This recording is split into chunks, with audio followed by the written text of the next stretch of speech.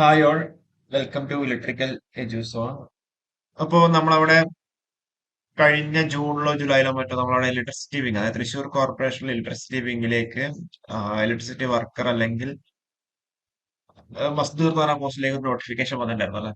അപ്പോൾ ആ ഒരു സമയത്തും ക്വാളിഫിക്കേഷൻ എന്ന് പറയുന്നത് ഫോർത്ത് പാസ് അതുപോലെ 10th ഫെയിൽ എന്ന രീതിയിലായിരുന്നു. ഏകദേശം 600ഓളം കാൻഡിഡേറ്റ്സിന്റെ ആ ഒരു പോസ്റ്റിലേക്ക് എന്ത് ചെയ്തിട്ടുണ്ടായിരുന്നു, അപ്ലൈ ചെയ്തിട്ടുണ്ടായിരുന്നു. അപ്പൊ കഴിഞ്ഞ നവംബർ 24 അല്ലെങ്കിൽ നവംബർ 27 ഒരു എക്സാം അതിനെ ബേസ് ചെയ്തിട്ട് കണ്ടക്ട് ചെയ്തിട്ടുണ്ടായിരുന്നു. അപ്പൊ അതിന്റെ സിലബസ് എന്ന് പറയുന്നത് എന്താ, നമ്മൾ നേരത്തെ പറഞ്ഞതുപോലെ പൊതുവിജ്ഞാനം, അതേപോലെ ലഘുഗണിതം, അതേപോലെ വൈദ്യുതി ഉൽപാദനം, പ്രസരണം, സുരക്ഷ തുടങ്ങിയ അടിസ്ഥാനമാക്കിയിട്ടുള്ള ലഘു ചോദ്യങ്ങൾ. ആകെ 100 മിനിറ്റ്സും, 100 മാർക്കും 90 മിനിറ്റ്സും ആയിരുന്നു ഉണ്ടായിരുന്നത്. പക്ഷെ അവിടെ ലാംഗ്വേജ് മലയാളമായിരുന്നു ഉണ്ടായിരുന്നത്. അപ്പൊ ഇതിൽ നിങ്ങൾ ശ്രദ്ധിക്കേണ്ട കാര്യം എന്ന് വെച്ചാൽ, നമ്മൾ ഇനിയിപ്പം ടെക്നിക്കലി വരുമ്പോൾ ഇപ്പം പുതിയതായിട്ട് KSB വർക്കറിന്റെ നോട്ടിഫിക്കേഷൻ വരുമ്പോൾ സ്വാഭാവികമായിട്ടും IT plus 10th plus IT ആയതുകൊണ്ട് തന്നെ പ്യുവർലി ടെക്നിക്കലായി. അപ്പൊ നിങ്ങൾക്ക് അവിടെ IT ലെവലിന്റെ ബേസ് ആയിട്ടുള്ള എക്സാം തന്നെ ആയിരിക്കും ഉണ്ടാവാനുള്ള ചാൻസ് അവിടെ കൂടുതൽ. ഓക്കെ. അപ്പൊ നിങ്ങൾ എന്ത് ചെയ്യണം, IT ലെവൽ എക്സാംസിന് വേണ്ടി നിങ്ങൾ പഠിച്ചു തുടങ്ങണം. കാരണം വെച്ചാൽ ഇപ്പം കുറെ ഇലക്ട്രീഷ്യൻ, അതേപോലെ ഇനി കുറച്ചധികം പോസ്റ്റുകളിലേക്കൊക്കെ നോട്ടിഫിക്കേഷൻ വരാൻ വേണ്ടി തീരുമാനമായിട്ടുണ്ടല്ലോ. ഇപ്പോൾ ഓൾറെഡി ഇലക്ട്രീഷ്യൻ നോട്ടിഫിക്കേഷൻ വന്നിട്ടുണ്ട്. ഇനിയിപ്പോ കുറച്ചധികം പോസ്റ്റുകളിലേക്ക് നോട്ടിഫിക്കേഷൻ വരുന്നതാണ് ഇലക്ട്രീഷ്യന്റെ ഒക്കെ. അപ്പൊ അന്നേരമൊക്കെ നമ്മൾ നിങ്ങൾക്ക് IT ലെവൽ എക്സാംസിന് വേണ്ടിയിട്ട് നിങ്ങൾക്ക് എന്താ ഒരുമിച്ച് നിങ്ങൾ പ്രിപ്പയർ ചെയ്യുക. അതായത് വർക്കറും ഇലക്ട്രീഷ്യനും ഒക്കെ എന്താ ഒരുമിച്ച് നിങ്ങൾ പ്രിപ്പയർ ചെയ്യുന്ന രീതിയിൽ എന്താ നിങ്ങളൊരു സ്റ്റഡി പ്ലാൻ തയ്യാറാക്കാം. സ്റ്റഡി പ്ലാനൊക്കെ വീഡിയോസ് വേണമെങ്കിൽ ചെയ്യണമെന്നുണ്ടെങ്കിൽ നിങ്ങൾ പറഞ്ഞാൽ മതി.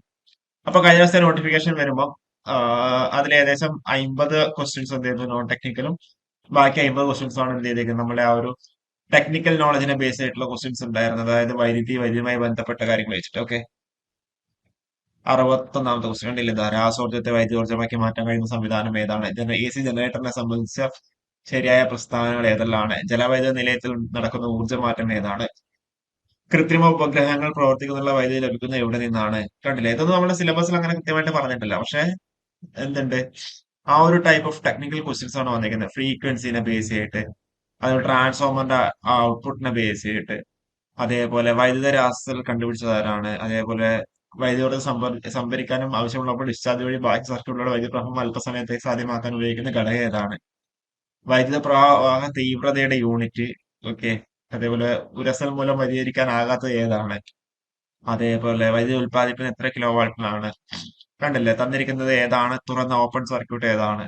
കണ്ടില്ല, അത് നമ്മൾ സിലബസിൽ അങ്ങനെ കൃത്യമായിട്ട് പറഞ്ഞിട്ടില്ല. പക്ഷെ ക്വസ്റ്റ്യൻസ് എന്തുണ്ട്, ആ ഒരു ടെക്നിക്കൽ ക്വസ്റ്റ്യൻസ് ആണ് 40-50 ക്വസ്റ്റ്യൻസ് അവിടെ വന്നിട്ടുള്ളത്. ഇനിയിപ്പോ പ്യുവർ IT ആക്കുന്നതുകൊണ്ട് തന്നെ 100% ക്വസ്റ്റ്യൻസ് എന്തായിരിക്കും, ടെക്നിക്കൽ ആയിരിക്കും. അപ്പൊ അതുകൊണ്ട് തന്നെ IT ലെവൽ ക്വസ്റ്റ്യൻസ് ആയിരിക്കും ചോദിക്കാനുള്ള സാധ്യത. IT electrician lineman.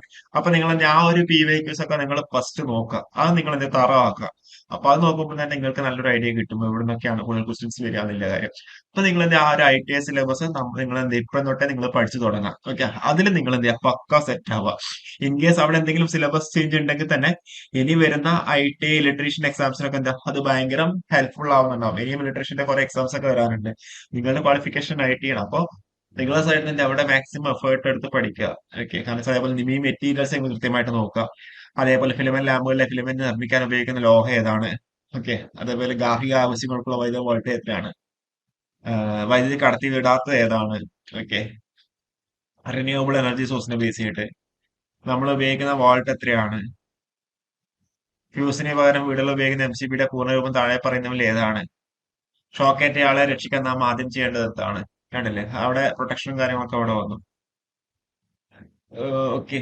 വൈദ്യുത ചില ജലവൈദ്യുത നിലയങ്ങളിലെ വലിയ ജനറേറ്ററുകൾ പ്രവർത്തിപ്പിച്ച് ഉൽപ്പാദിപ്പിക്കുന്ന വഴി ഞാൻ പ്രധാനമായും വീടുകൾ ഉപയോഗിക്കുന്നു. ജനറേറ്ററുകളിലെ ഊർജ്ജമാറ്റം എന്താണ്?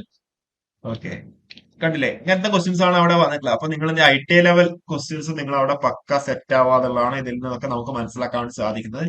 അത് കൂടാണ്ട് പ്യുവർ ടെക്നിക്കൽ തന്നെ ആയിരിക്കും ഉണ്ടാവുക. അപ്പൊ നിങ്ങൾ എന്ത് ഇപ്പോഴേ തന്നെ IT ലെവൽ എക്സാംസിന് വേണ്ടി പ്രിപ്പയർ ചെയ്യാം. ഓക്കെ. അപ്പോൾ കൂടുതൽ വീഡിയോസ് ആയിട്ട് വീണ്ടും വരാം. Okay, thank you.